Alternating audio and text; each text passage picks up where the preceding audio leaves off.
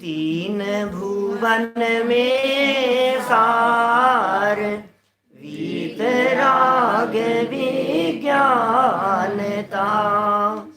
शिव स्वरूप शिवकार, नमहु त्रियोग संहारी के। दौलत राम जी द्वारा लिखित यह छहडाला नामक ग्रंथ है। छोटा समयसार, लघु समयसार कहलाता है। दौलत राम जी ने सारे जिनागम का मर्म अपनी इस छहडाला में भरने का प्रयास कर दिया। ढाल जानते हैं आप? ढाल क्या होता है? युद्ध में जब योद्धा लड़ते हैं तो तलवार और भालों से अपनी सुरक्षा के लिए जिस वस्तु का प्रयोग किया जाता है वो ढाल कहलाती है। योद्धा लोग एक हाथ में ढाल पकड़ते हैं और दूसरी हाथ में तलवार और भाला लेकर के लड़ाई करते हैं। पैदल चलने वाले लोग तलवार से वार करते हैं और सामने वाला वार करे तो ढाल से बचते हैं। ये 6 ढाल है जिसमें दौलत राम जी हमें संसार के दुख और दुख के कारणों से बचने का मार्ग बतलाते हैं, संदेश देते हैं कि हे जीव, किस प्रकार से दुखों से मुक्त हो सकता है, किस प्रकार से दुखों से बच सकता है। ये तेरे पास में है एक कला, और वो कला क्या है उसको हाईलाइट कर रहे हैं यहाँ दौलत राम जी। हम पिछले 2 दिनों में 2 ढालों के संदर्भ में चर्चा कर चुके हैं। पहली ढाल में चतुर्गति की दुखों की परिस्थितियों को बतलाया और यह कहा कि देख, 1 इंद्रिय में 2 इंद्रिय, 3 इंद्रिय, 4 इंद्रिय, असैनी पंचेंद्रिय, सैनी पंचेंद्रिय, त्रियंच, नारकी, देव और यहाँ तक कि मनुष्य गति में भी किस किस प्रकार के दुख उठाए हैं। जिस देव को हम आनंददायक मानते थे, जहाँ हम ऐसा समझते थे कि इस देव पर्याय में तो कितना सुख है, उस देव पर्याय के कष्टों की चर्चा भी दौलत राम जी ने की और ये बतलाया कि तू अपने आप को भूल करके सम्यक दर्शन के बिना दुखी है। ये साहब, हम चतुर्गति में परिभ्रमण करते रहे, हम दुखी क्यों हुए, दुखों के कारण क्या थे? तो कारणों की चर्चा की गई दूसरी ढाल में, जिसकी चर्चा कल हमने आपके बीच में की है। मिथ्या दर्शन, दूसरा मिथ्या ज्ञान, तीसरा मिथ्या चारित्र। ये मिथ्या दर्शन, मिथ्या ज्ञान और मिथ्या चारित्र ये 2 प्रकार के होते हैं, एक अग्रहीत और एक ग्रहीत। सुनो, कितने भी पाप भूतकाल में किए हों, लेकिन नया पाप वर्तमान में न करने का संकल्प लेना चाहिए। मन में ये भावना होनी चाहिए कि कम से कम नई कमाई तो नहीं, और धर्म के नाम पर जो नई कमाई है उसका नाम है ग्रहित मिथ्यात्व। युगल जी, बाबू जी तो यहाँ तक कहा करते थे, अभी तो कहना थोड़ा अच्छा नहीं लगता है, कि सुनो, एक तरफ खोटी मूवीज देखना, खराब, खोटी मतलब खराब, जो देखने लायक नहीं हो, ऐसी गंदी गंदी पिक्चर देखना, उसकी तुलना में ये धार्मिक कार्यक्रम देखना ये ज्यादा बड़ा पाप है। ऐसा युगल जी बाबू जी के शब्दों में कह रहा हूं मैं बात। मैं भी उनके शब्द बोल नहीं पाया हूं, मेरी हिम्मत नहीं है, लेकिन आप समझिए क्या स्थिति है। क्योंकि जो खराब और गंदी फिल्म देख रहा है वो देखते समय भी उसके मन में चल रहा है कि ये देखने लायक नहीं है, ये करने लायक नहीं है, ये काम अच्छा नहीं है। लेकिन जो व्यक्ति धर्म के नाम पर धर्म मान करके खोटा आचरण कर रहा है, अब वो खुद भी मान रहा है कि मैं अच्छा काम कर रहा हूं, और दुनिया में किसकी हिम्मत है जो उसको टोक देवे, जो उसे रोके कि ये काम मत करो। अब तो बेचारे की चांस ही नहीं। इसलिए उस ग्रहित मिथ्यात्व को बड़ा पाप कहा है। पाप का बाप दादा महापाप अपराध कह करके पुकारा है। वो कितना बड़ा पाप होगा वो ग्रहित मिथ्यात्व, वो कितना बड़ा अपराध होगा, क्योंकि धर्म के नाम पर किया जा रहा है।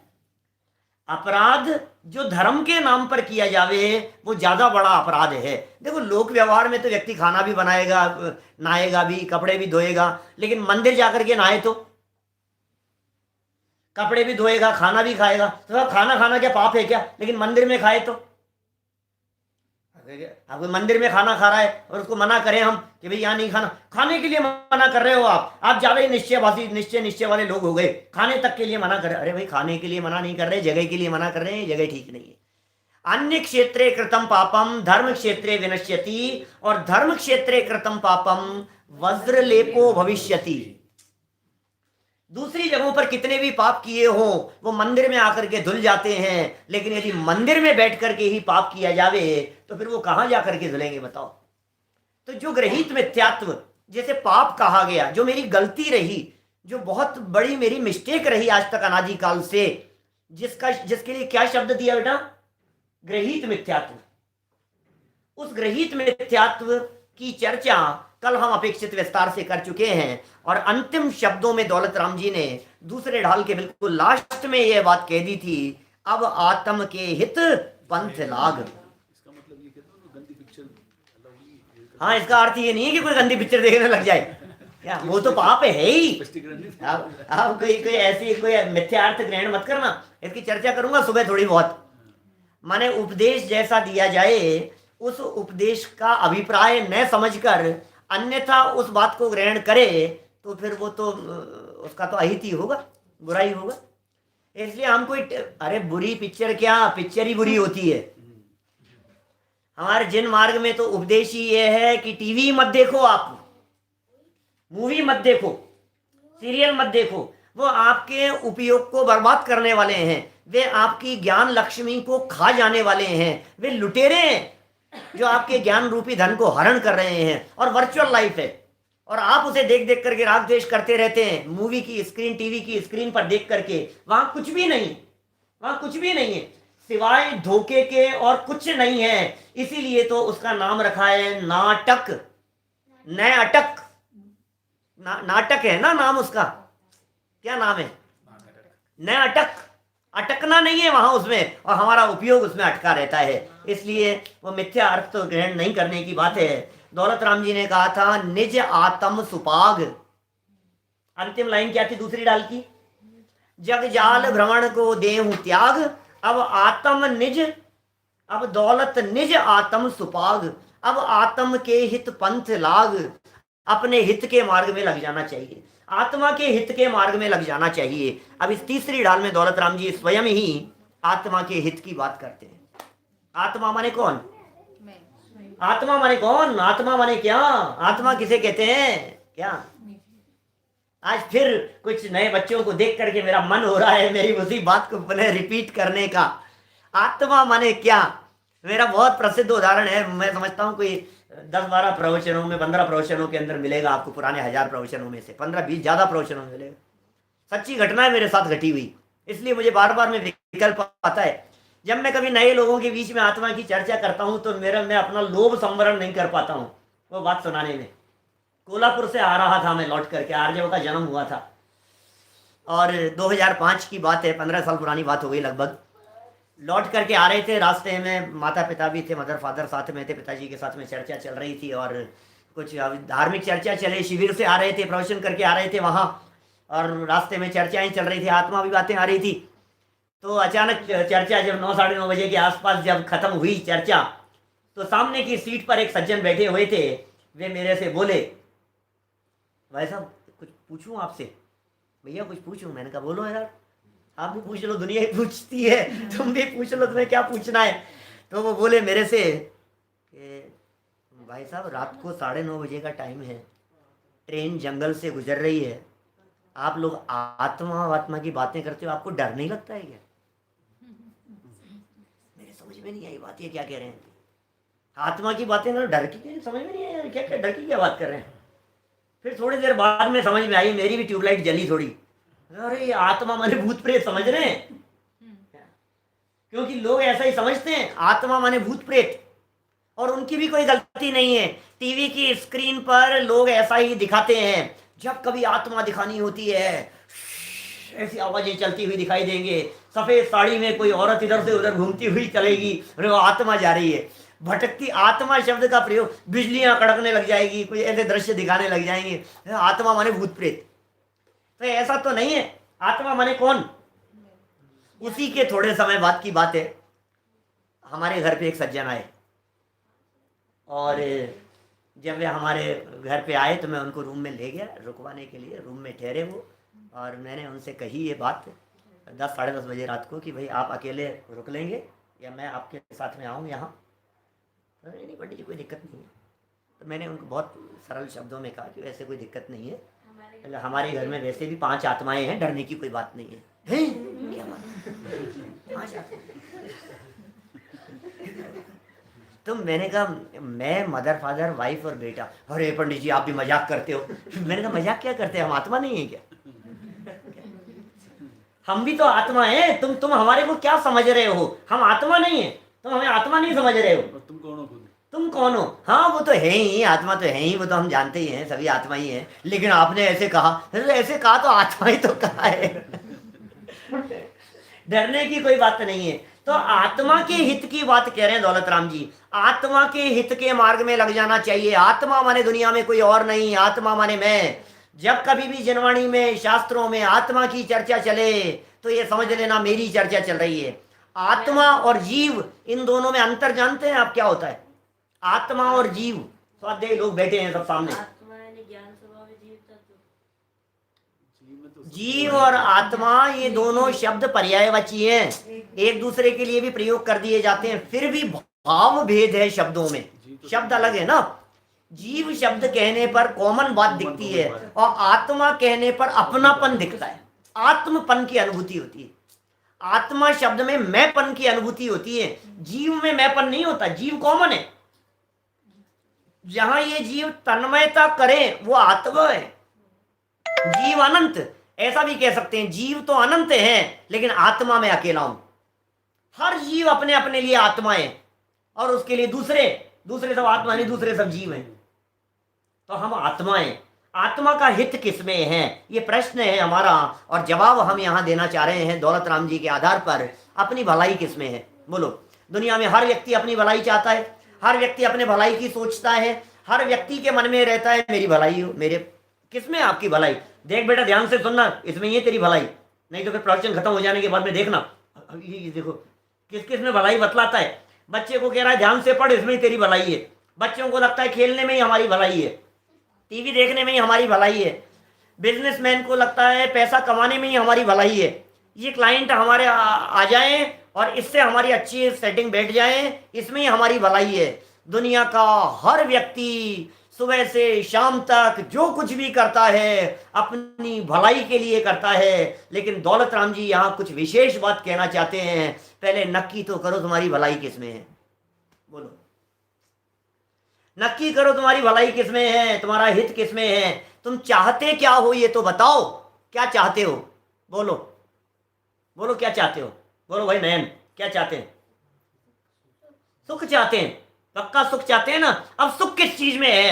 अरे यार यदि मैं टॉप कर लूं ना यूनिवर्सिटी तो मजा आ जाए, क्या गोल्ड मेडल मिल जाए ना तो मजा आ जाए। बोलो ऐसा लगता है ना, आज तो ये बना लो मजा आ जाएगा। इसमें अपना हित दिखाई दे रहा है। हर व्यक्ति को अलग अलग जगह पर अपना हित दिखाई देता है, हर व्यक्ति को, और उसके हिसाब से उसके कदम बढ़ते हुए दिखाई देते हैं। दौलत राम जी ने भी यहाँ एक शब्द दिया है, आत्म को हित है सुख। तीसरी ढाल का पहला छंद बोलेंगे हम लोग सब मिलकर के। सबके हाथ में पुस्तकें होगी, मुझे उम्मीद है लाइव जो लोग सुन रहे हैं सबके हाथ में पुस्तकें होगी। एक बार सब मिलकर के बोलेंगे, आवाज ऐसी आनी चाहिए कि पूरा देश गुंजायमान हो, दुनिया भर से आवाज आए। हर प्राणी सुख चाहता है। ये कोरोना जो है ना, एक इंद्रिय है या 2 इंद्रिय है, बहुत सारे प्रश्न लोगों के आते रहते हैं मेरे पास में। कितने ही लोग पूछते रहते, जीव तो है, जीव तो है, जीव तो है ना। क्या चाहता है बताओ? कोरोना क्या चाहता है? आपने नाम दे दिया कोरोना, जनवाणी में तो कोरोना कहीं शब्द है नहीं। एक इंद्रिय जीव होगा, 2 इंद्रिय जीव होगा, वो भी तो सुख चाहता है ना।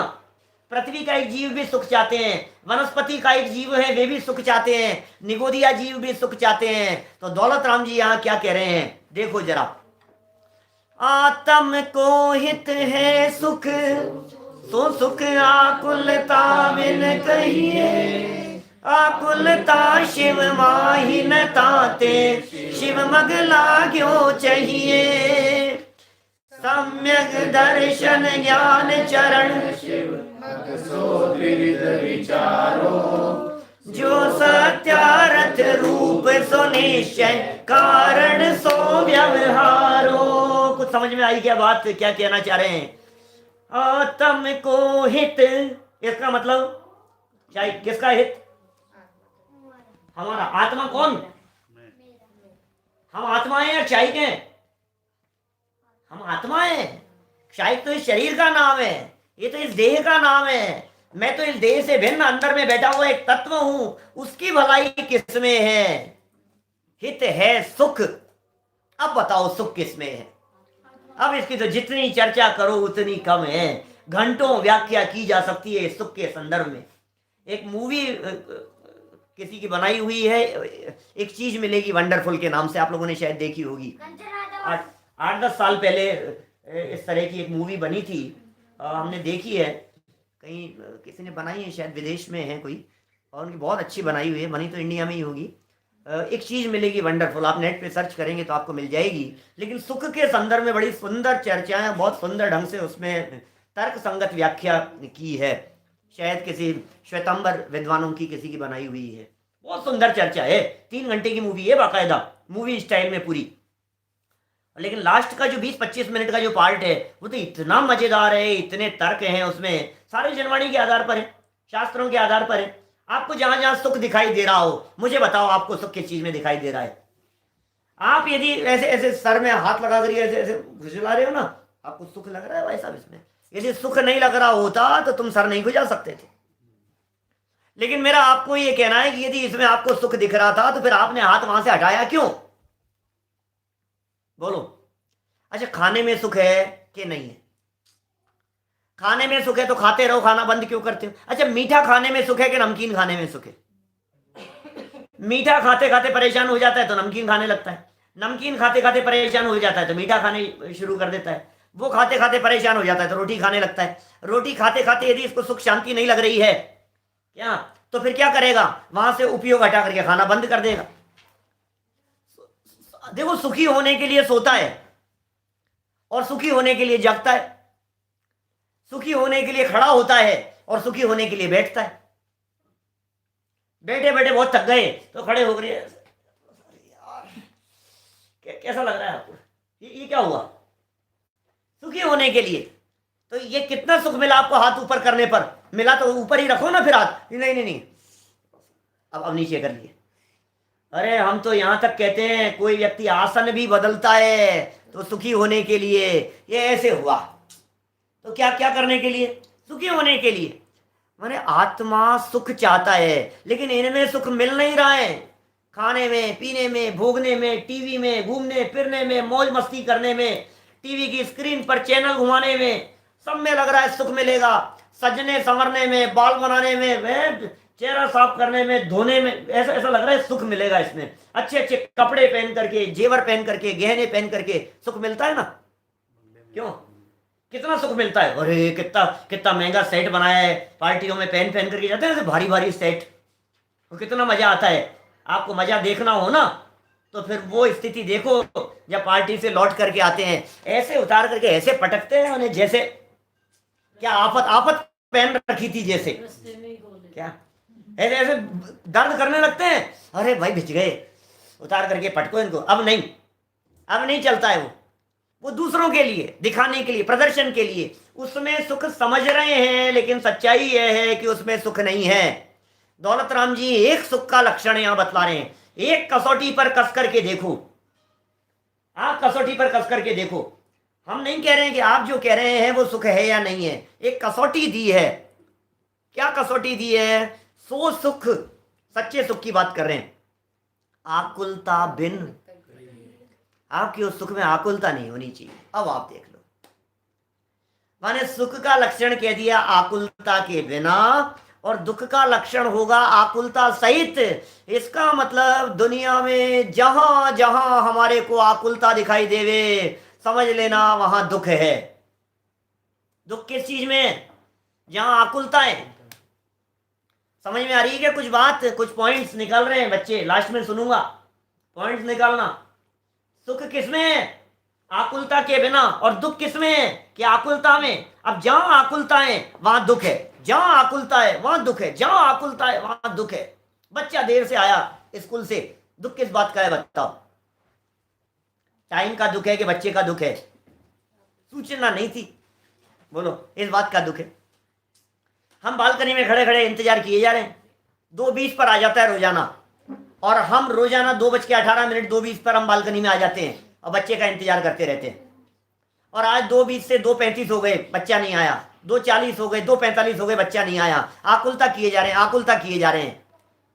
बहुत इतने आकुलित हो गए कि हुआ क्या आज। अंदर गए मोबाइल लेने के लिए कि फोन करके देखें क्या हुआ, और बच्चा तो अंदर बैठा हुआ था। ये क्या हुआ? हम जैसे ही बालकनी की तरफ निकले वैसे ही वो गेट से अंदर आ गया और हम बालकनी में इंतजार कर रहे हैं उसका। अब तकलीफ किस बात की है बताओ मुझे? ये जो आकुलता थी ना, ये बेचैनी, ये दुख का कारण है।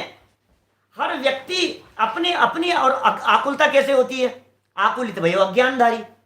आकुलता का जनक अज्ञान है, अज्ञान की वजह से आकुलता है और आकुलता की वजह से दुख है। तो घूम फिर करके गाड़ी कहाँ आ गई? तेरे अज्ञान के कारण दुखी है, तेरी मान्यता के कारण दुखी है। आकुलित भयो अज्ञानधारी। और ये कह रहे हैं आकुलता क्यों हो रही है? क्योंकि तुझे अज्ञान है। और बोले इस आकुलता से होता क्या है? बोले आकुलता से होता है दुख। इसलिए यदि सुख चाहिए तुझे तो जहां आकुलता नहीं हो वो काम करो, बस वो काम करो जहां आकुलता नहीं हो। बोले साहब ऐसा कैसे होगा? खाना खाने बैठे हैं तो आकुलता, टीवी देख रहे हैं तो आकुलता, खत्म क्यों हो गई? आकुलता, लाइट चले जाए तो आकुलता। हर काम में सुबह उठने से आकुलता शुरू होती है हमारी। ऐसा लगता है आकुलता, आकुलता में जिंदगी भी आकुलता, समझ गए ना आप? हड़बड़ाहट, काम, ये वो, दिमाग में, माथे पर वजन, टेंशन, ये करना है वो करना है, इसे तो आकुलता कहते हैं। सब्जेक्ट तैयार नहीं है, अभी बच्चों से सुनेंगे अपन तो आकुलता, आकुलता चल रही है, क्या सुनाऊंगा, क्या बोलूंगा, दिमाग में कुछ चल रहा है, ये आकुलता है। प्रवचन शुरू नहीं हो जाए, आकुलता आकुलता चलती रहती है। आज तो इतना टाइम हो गया, लिंक नहीं आई, ये नहीं आया, वो नहीं आया, कनेक्टिविटी नहीं मिल रही है, ये नहीं, आकुलता हो रही है। आगे कनेक्शन टूट जाए, आकुलता शुरू हो जाती है। हर जगह पर आकुलता है। फ्लाइट छूट जाएगी, ट्रेन छूट जाएगी, और घर से निकलते नहीं है, टाइम पर तैयार नहीं हुए हैं, और वो भाग रहा है कहाँ? स्टेशन की तरफ। और अब कैब बुक करा रहा है, अब कैब बुक नहीं हो रही है, वो डिले बता रहा है, डिले बता रहा है, क्या करूं क्या करूं, दौड़ो देखो, कहीं से ऑटो देखो, टैक्सी देखो, अरे ट्रेन छूट जाएगी। अब हड़बड़ाहट लग रही है। रास्ते में चलते चलते रेड लाइट भी मिलती है तो घबराहट होती है, थोड़ा ट्रैफिक जाम मिलता है तो घबराहट सी दिखाई देती है। अब क्या होगा? अब क्या करूं, अब क्या करूं, चैन नहीं पड़ रहा है मेरे को। ये कितना घबराता है, कितना दुखी होता है आकुलता की वजह से। रास्ते भर माला का जाप करता चला जाता है। क्या है? पूरे रास्ते माला का जाप कर रहा है, हे भगवान ट्रेन लेट हो जाए, हे भगवान ट्रेन लेट हो जाए, हे भगवान बस यार मुसीबत हो जाएगी, ट्रेन लेट हो जाए, बस ट्रेन लेट हो जाएगी। और ये सोचता सोचता जा रहा है, पूरे रास्ते जाप कर रहा है, दिमाग में आकुलता चल रही है। और स्टेशन पहुंचा, और आप कल्पना कर सकते हैं ट्रेन सामने खड़ी हुई मिली। अब ये तकलीफ कहां चलेगी? आकुलता गई, आकुलता नहीं है। अब शांति से जाकर के ट्रेन में बैठ गया। अब ट्रेन में बैठ गया, अब 5-10 मिनट हो गई, ट्रेन चल क्यों नहीं रही है? अब क्या हुआ? ट्रेन चल क्यों नहीं रही है? 15 मिनट, आधा घंटा, 1 घंटा, टेंशन हो गई, अरे यार ये क्या चक्कर है, ये ट्रेन चल क्यों नहीं रही है, ये ट्रेन चल क्यों नहीं रही है? अब नई आकुलता शुरू हो गई। दुख का कारण क्या है बोलो? ट्रेन का नहीं चलना यदि सुखी होने का कारण था तो नहीं चल रही है ना, तू ही तो जाप कर रहा था इतनी देर से। और चले जाना यदि सुख का कारण था तो जा रही थी ना, तू तो जाप कर रहा था, नहीं जाए नहीं जाए नहीं जाए, कि नहीं, इच्छा के अनुसार पदार्थों को परिणमाना चाहता है। टोडरमल जी करेंगे बहुत विस्तार से इनकी चर्चा, मोक्ष मार्ग प्रकाशक ग्रंथ में सुबह चलता है नोविस पे अपना, तो उस समय वो बहुत विस्तार से बातें बताने वाले हैं, प्रूव करने वाले हैं इस चीज को, अनेक तर्कों से सिद्ध करने वाले हैं कि तू अपनी आकुलता की वजह से दुखी है। क्या? ये देखो चल रही है टेंशन, चलो कोई बात नहीं, आपकी भी आकुलता को मिटाएं। आपको हो रही होगी आकुलता की, एक ही लाइन पर अटक गए हैं, आगे बढ़ेंगे कि नहीं बढ़ेंगे? कुछ तो बढ़ो आगे। आप यदि आगे नहीं बढ़ेंगे तो कैसे चलेगा काम? क्या? आगे बढ़ो, चलो आगे बढ़ते हैं। आकुलता कहां नहीं? अरे साहब आकुलता सब जगह होती है, कैसी बात कर रहे हो आप? कोई ऐसी जगह बता दो, चलो आप बता दो जहां आकुलता नहीं हो। हम कहते हैं साहब धर्म ध्यान करो, तो ये कहता है धर्म भी मैंने कम थोड़ी ना किया है। सुन भाई, जिसे तू धर्म समझ रहा है वो धर्म नहीं है, क्योंकि वहां भी आकुलता है। बोलो भक्ति करें, नहीं टाइम बहुत हो गया, टाइम बहुत हो गया। अब क्या हुआ? आकुलता चल रही है। सच बताओ आपको, विधान करते हैं ना कभी कभी, तो ऐसे विधान करते करते पहले तो ऐसे घड़ी देखेगा, फिर ऐसे पेज देखेगा, इतने पेज क्या कर रहे हैं। 2 मिनट कोई विद्वान यदि बोलने लग जाए ना वक्ता, तो इसको आकुलता होने लग जाती है। पेज देखते रहते, इतने बच्चे हैं, तो इतने पेज हैं, इतने पेज हैं। अभी अपन ने किया था ना यागमंडल विधान, यदि बीच में आपको ये बात नहीं बताई जाती कि ये किताब में पूरा नहीं है, ये किताब आधी ही करनी है, तो बोलो आधे लोगों का तो हार्ट फेल हो जाता। ये कर क्या रहे हैं, ये इतनी बड़ी किताब विधान की, आगे तक पूजा है, लेकिन भाई यागमंडल विधान आधी किताब में है, आगे तो पंच कल्याणकों की पूजा है। क्या कैसी घबराहट होती है बोलो। 15 दिन पुरानी बात है, 10 दिन 12 दिन पुरानी बात, घबराहट होने लग जाती है। माने पूजन करते समय आकुलता, स्वाध्याय करते समय आकुलता, स्वाध्याय के लिए पहुंचने में आकुलता। मेरा कहने का मतलब यह है, आकुलता अकेले पाप में ही होती हो ऐसा नहीं है, आकुलता पुण्य में भी होती है, आकुलता शुभ भावों में भी होती है। लेकिन जहां आकुलता होगी वहां दुख होगा, यह बात आप नियम से समझ लेना। चाहे वो पूजन कर रहे हो, चाहे भक्ति कर रहे हो, चाहे स्वाध्याय कर रहे हो, चाहे व्रत उपवास कर रहे हो, चाहे दया दान व्रत आदि के परिणाम हो, जहां आकुलता है वो दुख का लक्षण है। ये दौलत राम जी ने कह दिया, लक्षण बना दिया। लक्षण माने पहचान का चिन्ह, ये चिन्ह है, दुख का लक्षण है आकुलता।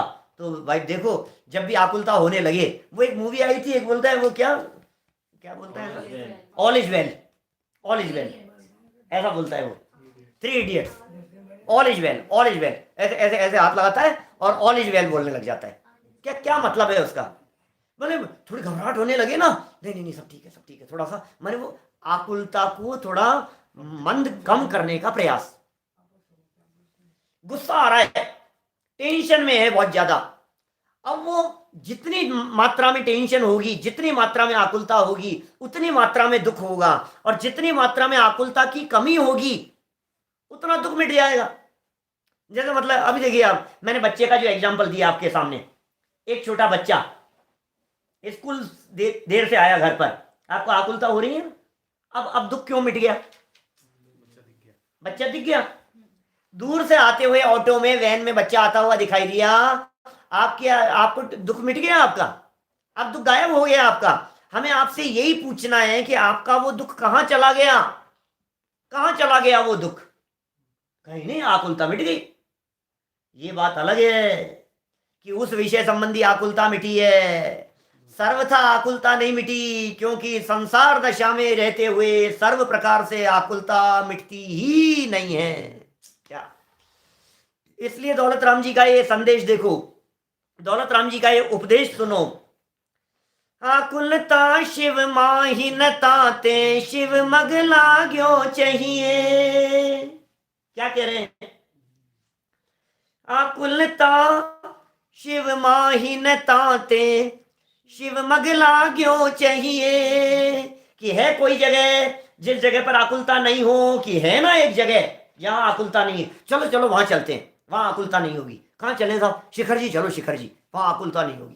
क्या बात कर रहे हो, हमने शिखर जी के पहाड़ पर चलते हुए लोगों को आकुलित देखा है, उतरते हुए आकुलित देखा है, हर व्यक्ति के चित्त में आकुलता चढ़ी हुई दिखाई देती है। तो आकुलता कहाँ नहीं है, शिखर जी में कि गिरनार जी, पालीताना चलें, कहाँ चलें बोलो, कौन सी जगह पर चलें, बुंदेलखंड की यात्रा पर चलें, उपवास करें, आकुलता नहीं है। आकुलता शिव माहिना, शिव क्या है, मोक्ष, शिव है कल्याणकारी अवस्था, शिव है मुक्ति, जहां मोक्ष है, आत्मा का हित उस मोक्ष प्राप्ति में है। इसलिए हे जीव, मोक्ष के मार्ग पर लग जाना चाहिए। ये उपदेश दे रहे हैं तुझे। अरे तेरा हित कहाँ है, ये थोड़ा सा एक्सरसाइज कर ली, व्यायाम कर ली, तेल मालिश कर ली, थोड़ा सा फिट दिखाई दे रहा है, फिट लग रहा है, और तू सोच रहा है कि मैं तो अब तो शांति है भैया, अब तो शांति है, मजा आ रहा है, सब मजा आ रहा है। तो कौन से धोखे में है, कहाँ शांति दिखाई दे रही है तेरे को। ये शरीर परमानेंट नहीं रहेगा, ये शरीर की स्थिति परमानेंट नहीं रहेगी, ये संयोग परमानेंट नहीं रहेंगे। यदि तू निराकुलता चाहता है तो इन सब से दृष्टि हटा और मोक्ष के मार्ग में कदम बढ़ा। ये कहना चाहते हैं दौलत राम जी। लगता है आपको, फील होता है अंदर से कुछ कि मोक्ष के मार्ग में कदम बढ़ाना चाहिए। अरे साहब हम तो तैयार हैं, क्या बात कर रहे हो आप, आप कहो तब। कब का प्रोग्राम बना रहे हो बताओ, कब का प्रोग्राम बना रहे हो? आप जैसा किसकी बात कर रहे हैं? हम मुक्ति की बात कर रहे हैं। ओ भैया इधर सुनो, किसकी बात चल रही है? हम मुक्ति की बात कर रहे हैं और तू कह रहा है आप कब का प्रोग्राम बना रहे? कुछ प्रोग्राम बनाओ ना चाचा। ये ऐसे समझ रहा है जैसे बुंदेलखंड यात्रा का प्रोग्राम चल रहा हो। हम मोक्ष की बात है, मोक्ष की प्लानिंग कर लेनी चाहिए, मोक्ष के रास्ते पर बढ़ जाना चाहिए। मोक्ष माने क्या? मोक्ष बाहर की कोई मंजिल नहीं, द्वार उसका आपके भीतर खुला है। अरे मोक्ष बाहर में नहीं होता, मोक्ष बाहर की मंजिल नहीं है। मोक्ष के दरवाजे तेरे भीतर खुलते हैं। अपने भीतर देख, बाहर में मोक्ष नहीं मिलेगा, अंदर में मोक्ष मिलेगा। मोक्ष माने मुक्ति, मोक्ष माने स्वाधीनता, मोक्ष माने स्वतंत्रता, मोक्ष माने पूर्ण सुख। दौलत राम जी कह रहे हैं, क्या संदेश दे रहे हैं यहां? पढ़ो जरा 2 लाइनें वापस, आनंद आएगा आपको। आत्म को हित है सुख सो सुख, आकुलता बिन कहिए।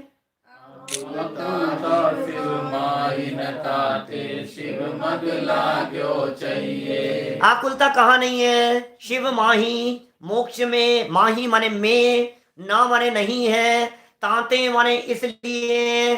शिव मग, मोक्ष के मार्ग में लाग्यो चाहिए। मोक्ष के मार्ग में लग जाना चाहिए, मार्ग में लग जाना चाहिए। भाई किसके लिए कह रहे हैं? तुम सुख चाहते हो तो कह रहे हैं भाई। तुमने कही थी हमें सुख चाहिए। जे त्रिभुवन में जीव अनंत, सुख चाहे दुखते भयवंत। तुमने कही थी ये बात, मैं इसलिए कह रहा हूं तुम्हारे को मोक्ष के मार्ग में मुझे कोई फर्क नहीं पड़ता है। मोक्ष माने कोई शमशान नहीं होता है। लोग उसे भी मोक्ष समझते हैं। अरे साहब मुक्ति मिल गई, अरे साहब मोक्ष हो गया, शरीर छूट गई है, मोक्ष हो गया साहब। मोक्ष धाम लिखा रहता है शमशान के बाहर, मुक्ति धाम, मोक्ष धाम, दरवाजे पर, गेट पर ऐसा लिखा रहता है। मुक्ति धाम की गाड़ी आई है लेने के लिए। बोलो चलना है क्या? मोक्ष धाम की गाड़ी आई है नीचे, आपको मोक्ष जाना था ना, लोग गाड़ी आ गई नीचे। अरे भाई दूर से हाथ छोड़ो, हमें हमें हमें ऐसे मुक्ति धाम में नहीं जाना। वो मोक्ष नहीं है। यहाँ देह मुक्ति का सवाल नहीं है, यहाँ तो मोह मुक्ति को मोक्ष कहते हैं। मोक्ष 2 शब्द है ना, 2 अक्षर हैं मोक्ष में। मोक्ष, मोक्ष, मोह माने मोह और क्षय माने क्षय। मोह के क्षय का नाम मोक्ष है। मोह के क्षय का नाम मोक्ष है। मोह नष्ट हो गया जिसका पूरी तरह से, उसे मुक्ति की प्राप्ति हो गई। शिव मग लाग्यो चाहिए। 2 लाइनें याद हो गई क्या सब बच्चों को? सब देखने सुनने वालों को 2 लाइनें याद हुई कि नहीं? छेड़ाला याद करते चले जाएं और गुनगुनाते रहें। आपको पता है 200 साल पहले छेड़ाला की ये पंक्तियां देश के गली मोहल्ले और बाजारों में ये जवान लड़के लोग गुनगुनाते रहते थे, गाते रहते थे। जैसे आज फिल्मी गाने गुनगुनाते रहते हैं ना लोग, सड़कों पर गीत गुनगुनाते रहते हैं, सुबह उठते ही पहले पता नहीं कौन कौन से नाचना गाने और ये सब चलते रहते हैं। सब ऐसी ऐसी धुनें चलती थी। कैसी? 200 साल पहले। आत्म को है सुख सो सुख, आकुलता बिन कहिए। आकुलता शिव माही न ताते, शिव मग लाग्यो चाहिए। कि ठीक है साहब, आई एम रेडी। यदि आप तैयार हो तो हम आपको मोक्ष का रास्ता दिखाने के लिए तैयार हैं। दौलत राम जी कह रहे हैं मैं तुम्हें रास्ता दिखाता हूं, मोक्ष का रास्ता दिखाता हूं, तुम्हें दिखाता हूं मोक्ष का रास्ता। कि बताओ बताओ बताओ कौन सा रास्ता है? सुनो। सम्यक दर्शन ज्ञान चरण, शिव मग सो दुविध विचारो। जो सत्यारथ रूप सो निश्चय, कारण सो व्यवहारो। लो घूम फिर करके छेड़ाला की चर्चा तुमने शुरू की थी और घूम फिर करके आगे तुम वही सम्यक दर्शन पे। हम तो जानते ही हैं तुम लोगों को क्या सम्यक दर्शन की चर्चा करो। अरे हम क्या बतलाएं?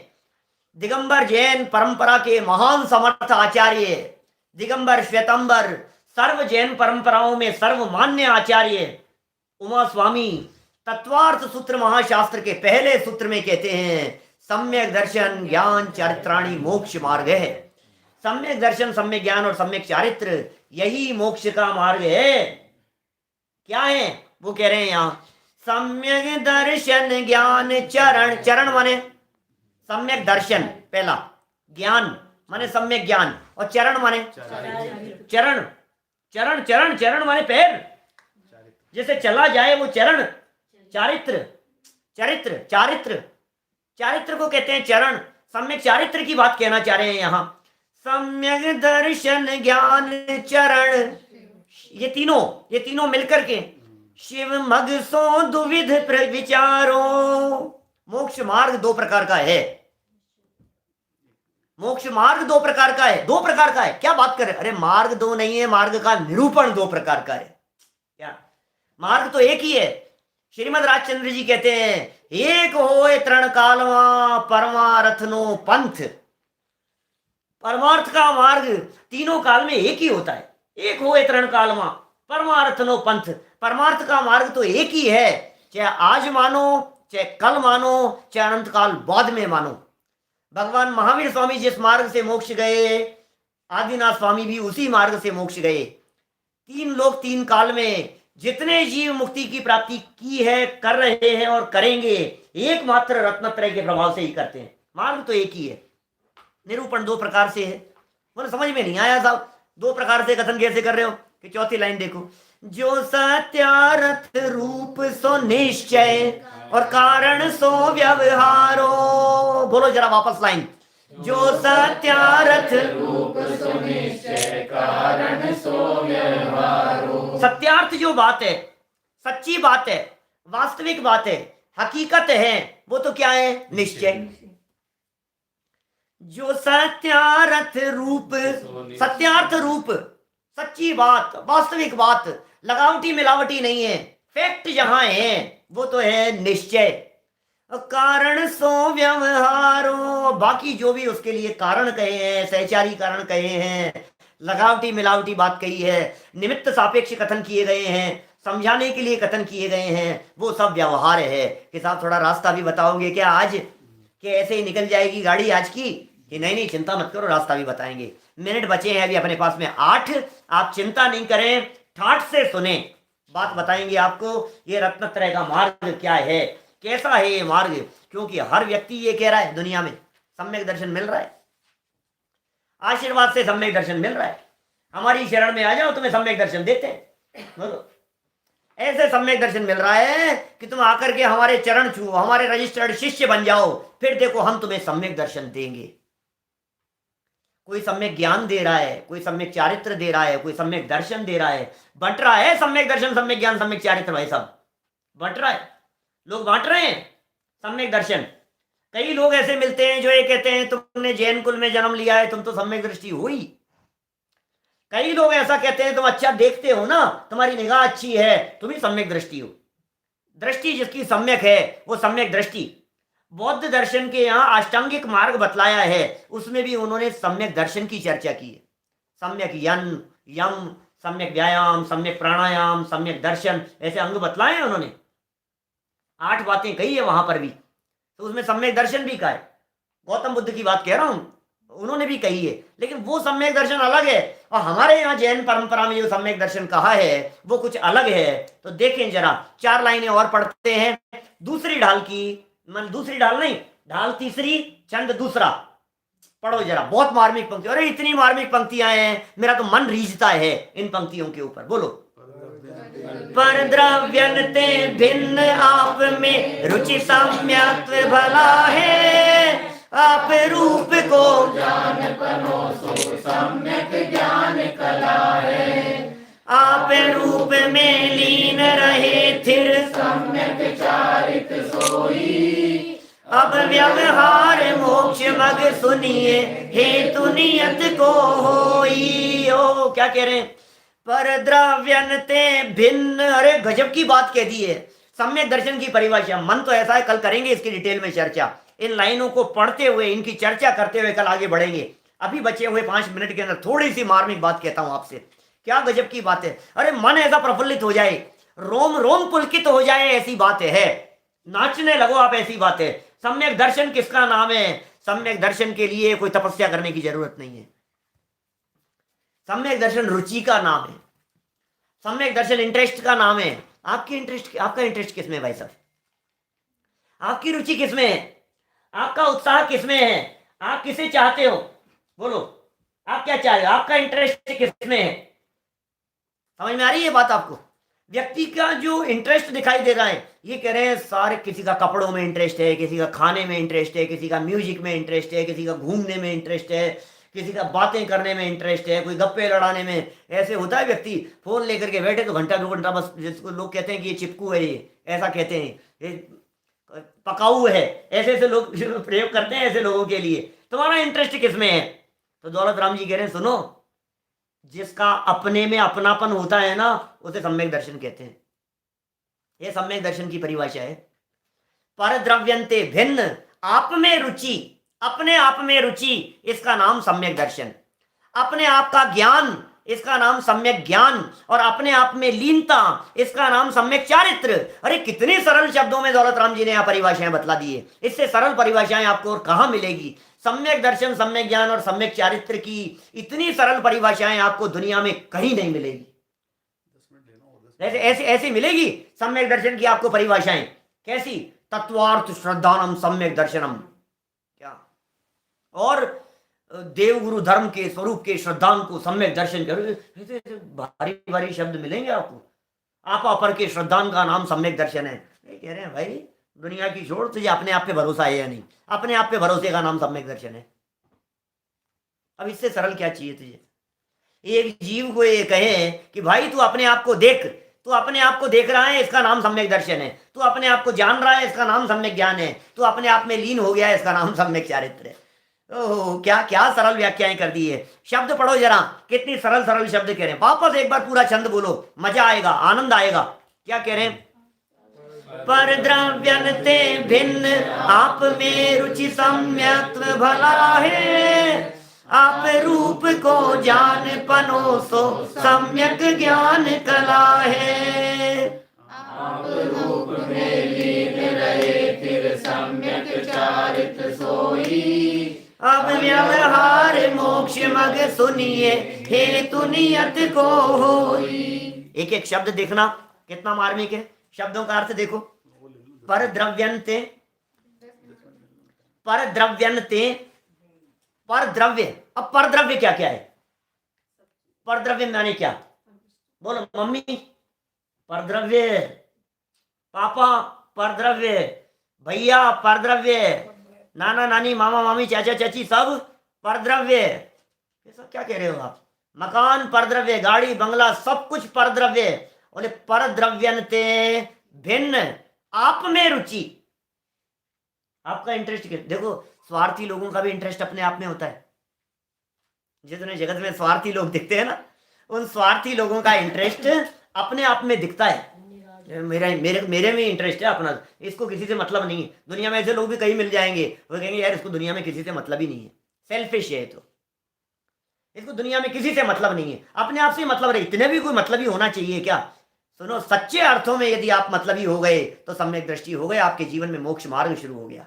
ये कह रहे हैं दौलत राम जी, सच्चे अर्थों में, लेकिन शरीर के लिए नहीं। क्योंकि अपने को तो समझो पहले। आप अपनी भलाई की चर्चा चल रही है और तू अपने आप को ही नहीं समझ रहा है तो कैसे काम चलेगा? तो तू पहले अपने आप को समझ कि मैं कौन हूं। ऐसा विचार जैसे आता है, उसे टोडरमल जी ने भाग्यशाली होने का सर्टिफिकेट दे दिया था सुबह। ध्यान है ना आपको? सुबह जो मोक्ष मार्ग प्रकाशक की चर्चा चलती है अपनी लाइव, उसमें टोडरमल जी साहब ने क्या कह दिया था? भाग्यशाली है, किस्मत वाला है। समझ में आ रही है क्या? जिसे ये विचार आता है कि मैं कौन हूं, तो निर्णय करो मैं कौन हूं, और मैं कौन हूं फिर करो उसमें अपनापन। पहले तर्क से, युक्ति से, न्याय से इस बात का निर्णय करने का प्रयास करो। अरे यार, मैं ये थोड़ी ना हूं जो दिखाई दे रहा हूं। मैं तो अपने आप को बच्चा समझ रहा था, मैं तो आपको अपने आप को वैल्यूज वाला समझ रहा था, मैं तो अपने आप को सर्विस वाला समझ रहा था, मैं तो अपने आप को कितना गोरा समझता था और मैं कितना काला हो गया, मेरे कितने घने बाल थे और देखो आप कितने से रह गए। तो क्या समझ रहा है तू अपने आप को? बालों वाला समझ रहा है। सारे परद्रव्यों से भिन्न, अपने आप में रुचि, उसका नाम क्या है? सम्यक्त्व। उसका नाम है सम्यक दर्शन। और कैसा सम्यक दर्शन? भला। भला। अब लोग भला का अर्थ नहीं समझते। भला माने जानते हो क्या होता है? भला माने क्या होता है? भला माने होता है निश्चय। भला माने अच्छा नहीं।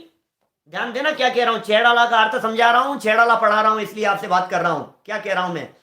भला माने होता है निश्चय। परद्रव्यंते भिन्न, आप में रुचि, सम्यक्त्व भला है। भला है, भला क्या? भला माने निश्चय से सम्यक दर्शन है। ये वास्तविक सम्यक दर्शन है, ये सच्चा सम्यक दर्शन है, ये सच्चा मोक्ष मार्ग है। और दूसरा क्या? आप रूप को जान पनो सो सम्यक ज्ञान कला है। आप रूप को जान पनो, अपने आप को जानो। अब अपने आप को जानने का नाम क्या है? सम्यक ज्ञान। क्या? अपने आप को जानने का नाम सम्यक ज्ञान है। अब मेरे से ज्यादा कौन जानता होगा? बोलो, कहता है ये ऐसा?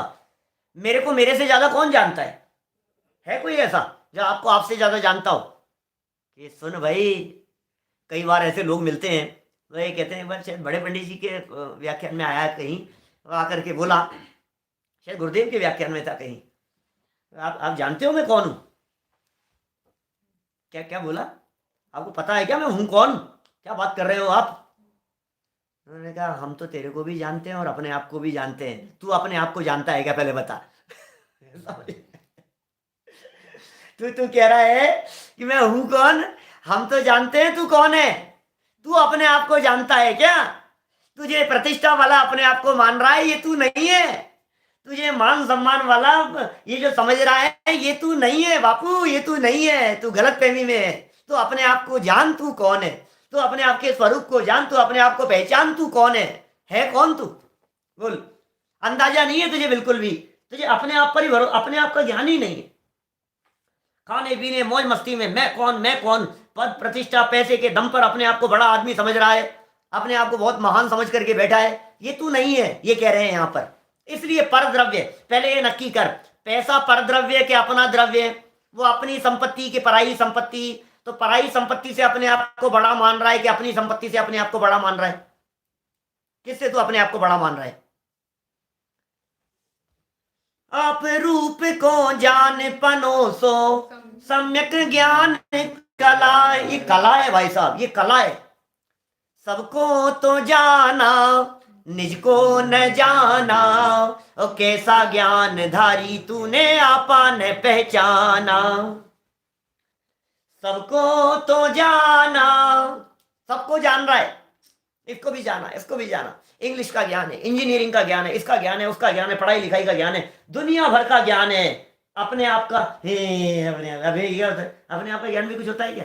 अरे भाई, अपने आप के ज्ञान को सम्यक ज्ञान कहते हैं। शास्त्र ज्ञान का नाम सम्यक ज्ञान नहीं है। शास्त्रों के पाठी हो जाने का नाम सम्यक ज्ञानी नहीं है।